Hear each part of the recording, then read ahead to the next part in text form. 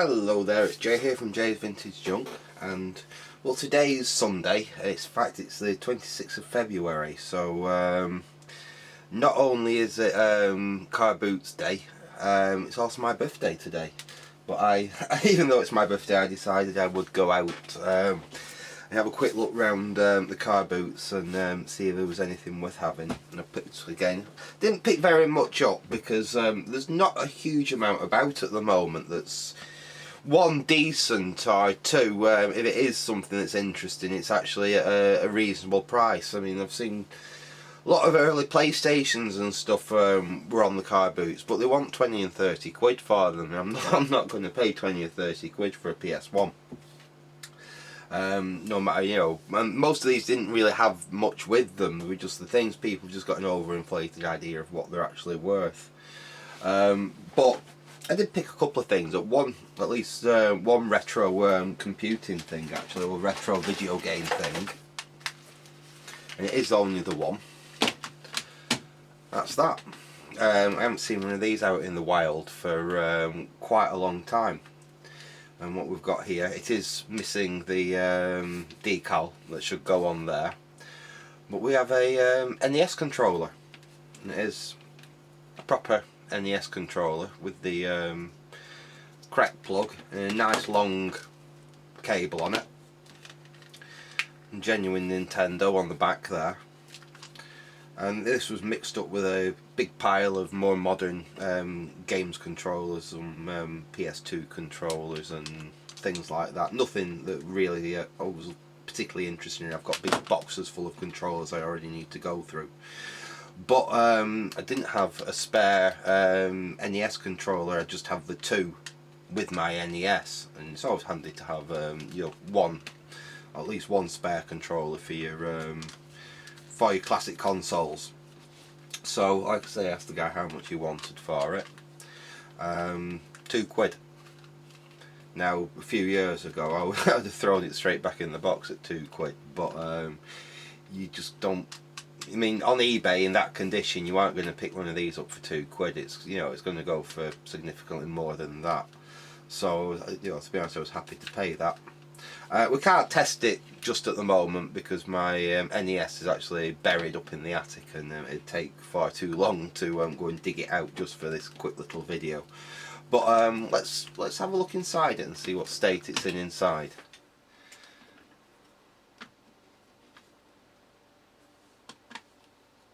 I think I need a smaller Phillips screwdriver for them. Just bear with me a second.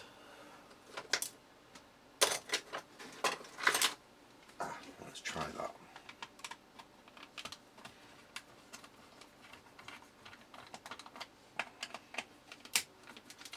The screws are coming out looking a little on the rusty side, so this thing's probably going to need some recommissioning. I thought we've got a screw missing there. Oh no, just a load of fluff in the hole.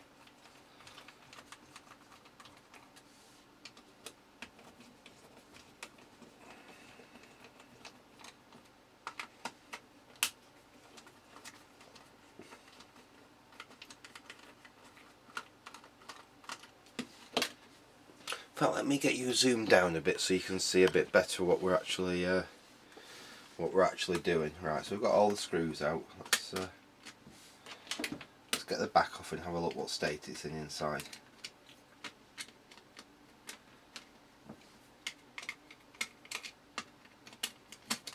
There we go. And it's nice and clean. No complaints with that. Let's have a look on the other side. Yeah, it's lovely and clean in there. Even the pads are all nice and clean. I'll put it back together. So I will dig my NES out and we can give that a test, and obviously we will.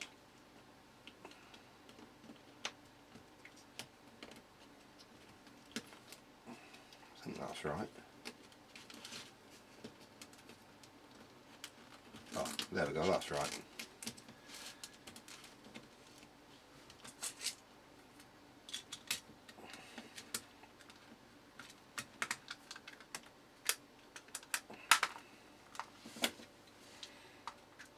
screw that back together. But that's really quite nice and clean inside.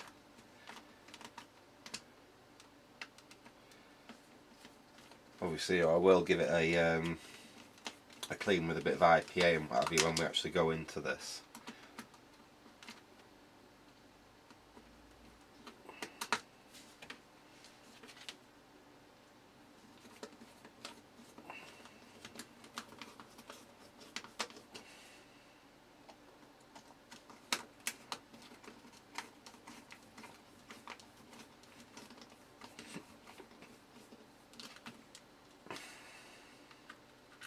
Oops.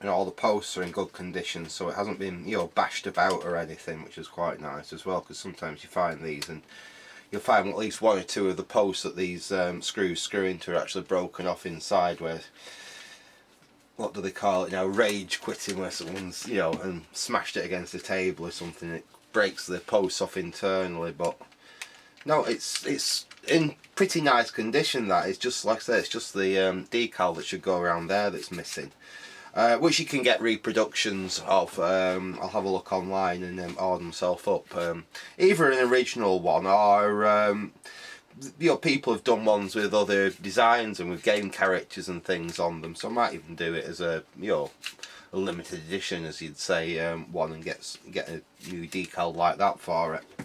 But yeah, a good clean up and obviously a good test. But I thought £2, you can't really go wrong. Can't go wrong for that. There's not really anything in here that we can't repair if it is faulty anyway. So that's the first thing that I picked up. Right, what we got next? Now next is for actually a project that's another record player project. If you've been following me doing that dance set, you'll have seen that I pillaged the amplifier out of that thing, or the little mono amplifier that I was using in that, because I was saying that I'd really like to actually make this into a stereo with some separate speakers.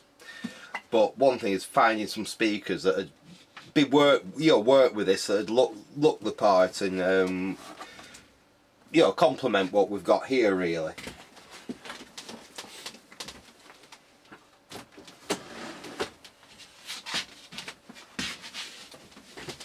And from actually the same store that I picked that NES controller up from, grab these.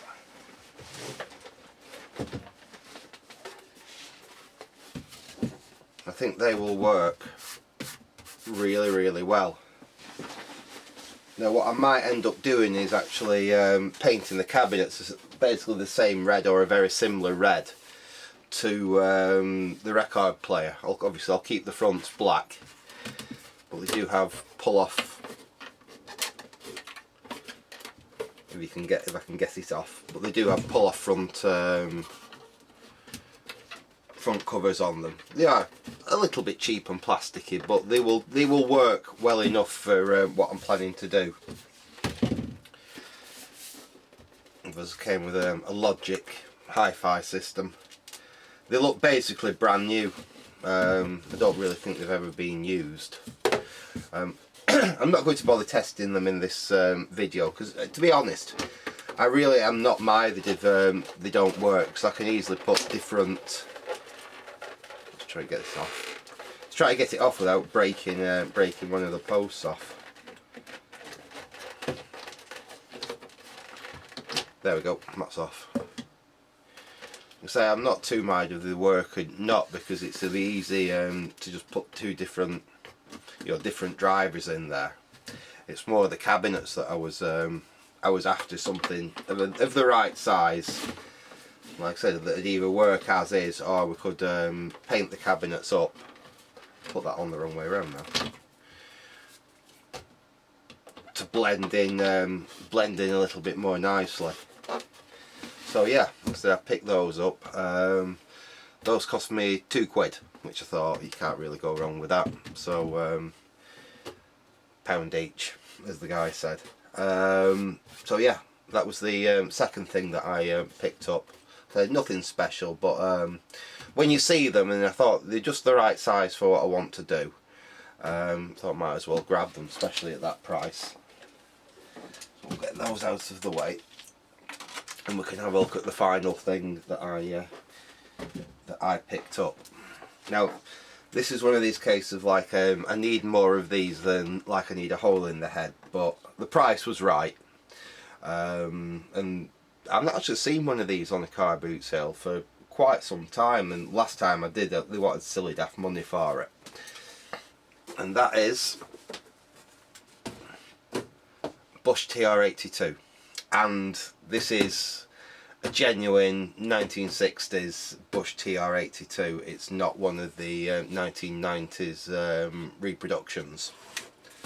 Actually, I've seen quite a few of the reproductions on car boot sales, and even like the late reproductions, because they did reproduce the reproduction, if you know what I mean. They even did a digital version with a digital display, and it was DAB.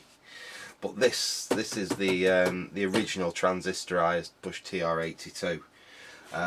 It's not in brilliant condition, shall we say. It's very, very yellowed. I'm hoping that a lot of this is just like nicotine yellowing, and a lot of it will come off. It's filthy dirty. I think it's probably been in a garage or something like that for a long time. Unfortunately, the cabinet's not perfect on it either. If we look on that side there, it's actually got holes drilled in the side of it. One nice thing is the back seems to be in good condition. Most of these you'll find chunks nibbled out from the corners here, damage to the back, and this back is unique to the TR82. The later set with FM on, is it the TR130, I think. I'm forgetting my Bosch model numbers, but it's basically the same back, only has a cutout there or a cutout on the back. I'm not sure whether it's there or over here, for an external aerial connection, I think it is. This has an aerial. I know it has another connection, basically a little output, a little hole on it in a different place. There was also a valve version of this, which are a lot rarer, that was earlier than this. Again, it uses basically the same, but that has a cutout there for a power lead, because it was a mains battery valve set. I've actually got one of them somewhere in my collection. But yeah, I grabbed this. The guy wanted £5 for it. I ended up getting it for £3, which, you know, I've not seen one of these turn up on a car boot sale for like them wanting under 20 quid for it for some time. It, like I say, it does have many issues with it. I've just noticed another issue, that the tuning dial doesn't seem to go round with the tuning knob, which could be a major issue on this, because they are meant to be connected and geared on the capacitor, so the capacitor could actually be bad in this. I'll take the back off it and we'll have a quick look inside. I'm not really mired at £3, to be honest, because it's worth more than £3 in spare parts.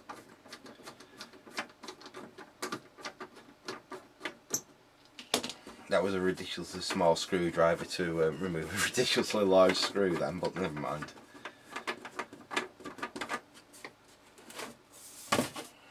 Oh, well, it's reasonably clean in there.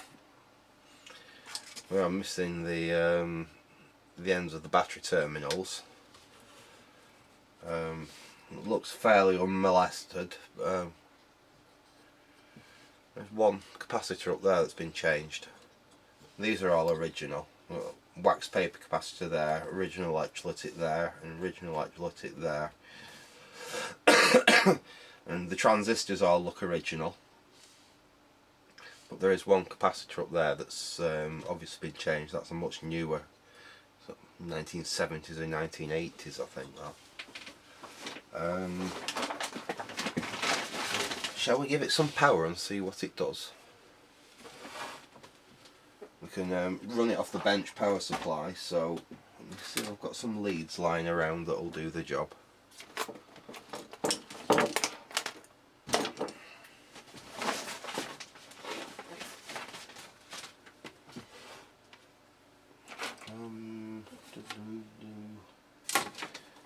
That'll do.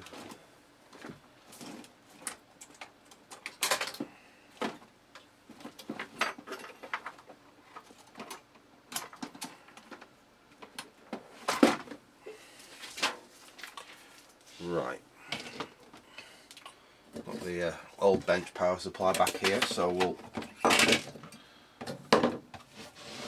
fire that up. We'll set that to about 9 volts.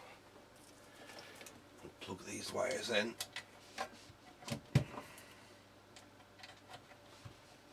Right, okay, so we've got 9 volts here. Let's connect it up and see if anything happens. I'm guessing red's positive and yellow's negative.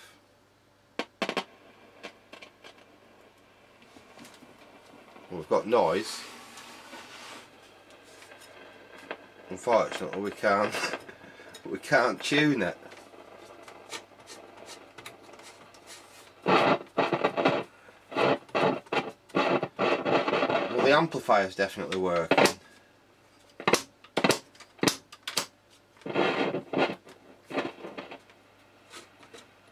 The wave change switch seems to be working.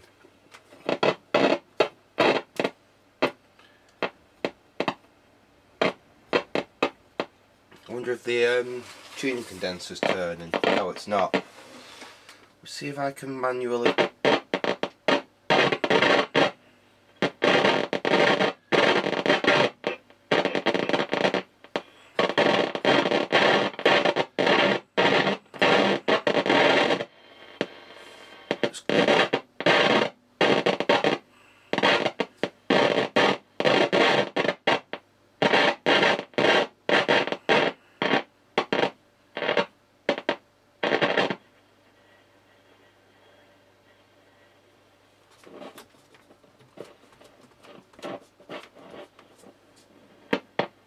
I think it's got a very bad tuning capacitor in it.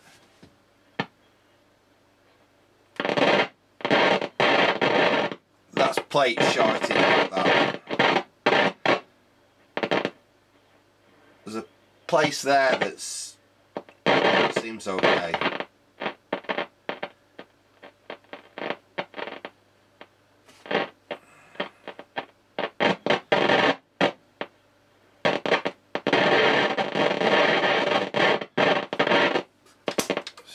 Pick anything on the way.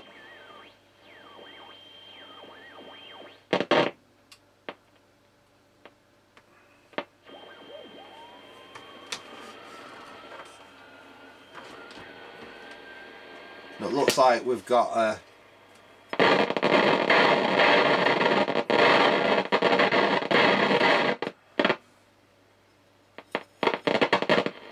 hang on.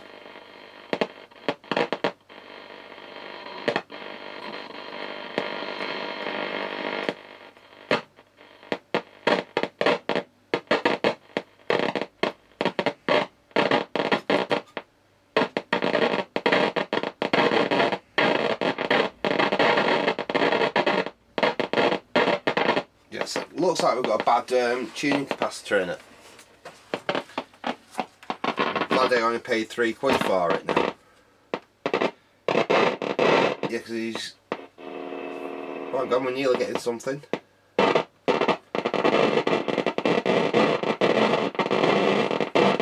We nearly got a station then. But basically that, all them crackles are when the plates of that capacitor are shorting together.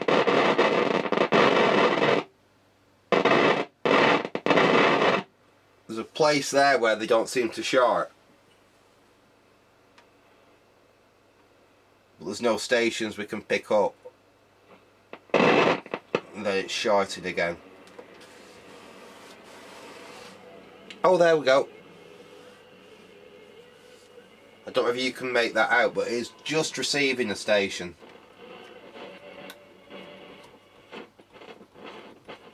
turn it right up. It's just receiving a station there.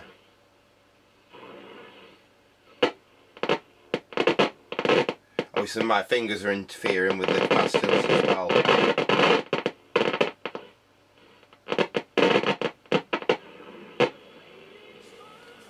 But at least it proves that the radio does basically work. It's just got a bad, a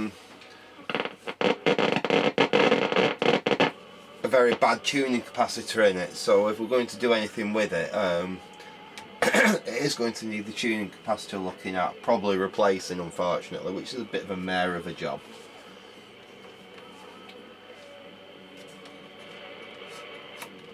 But tone seems to work, and the volume seems to work. It's a little bit crackly.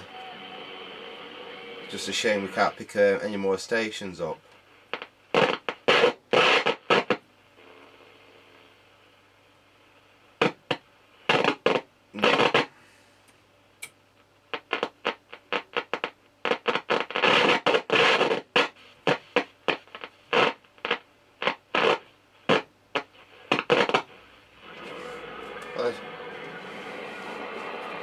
I think that's a different station.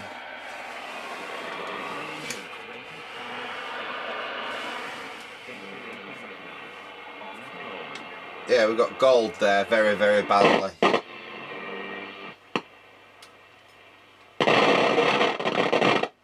And obviously, like I said, the tuning drive is slipping very badly because it's basically not working. I'm having to manually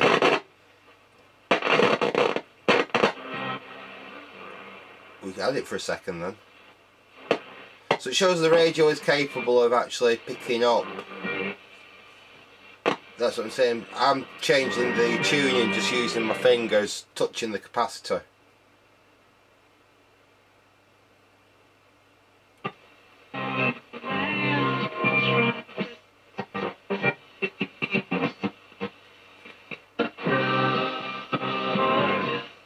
Literally I'm tuning it by capacitive touching the capacitor here. There we go.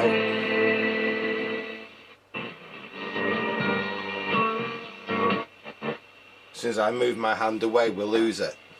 As soon as I bring it, so I'm interfering with the capacitor. I'll change its capacitance ever slightly, and we'll bring the station in.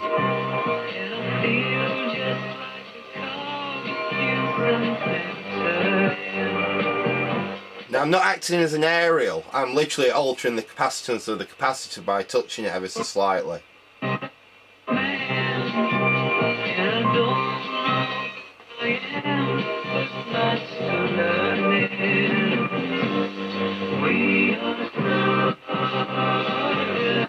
I better stop doing that or else we're going to get hit with a copyright strike from playing the radio there. So yeah, I would have been very, very miffed if I'd paid more than £3 for it, but at £3 it's one to stick away. I'm sure I've got a scrap Bush TR82 chassis kicking about somewhere that I can salvage a tuning capacitor off. So yeah, it's a possible contender for a restoration. They do make nice AM radios, to be honest, you know, to stick in the kitchen or the bathroom. I used to use one of these as my bathroom radio for quite a long time, but I said then the prices of good original ones did start creeping up there, so I replaced it with something that was a little bit more disposable. Anyway, I'm going to leave it there for now. There is going to be a video coming up of me unboxing my birthday present, which should be something quite nice. I'm quite pleased to get it, so that will be going up as soon as I can tidy up on my workbench a little bit, so I've got some room to unbox it and we can take a look at it and try it out, have a bit of a play with it. Like I said, anyway, I'm going to leave it there for now. Hope you enjoyed this little car boots pickup video, so I'll say thanks for watching and goodbye.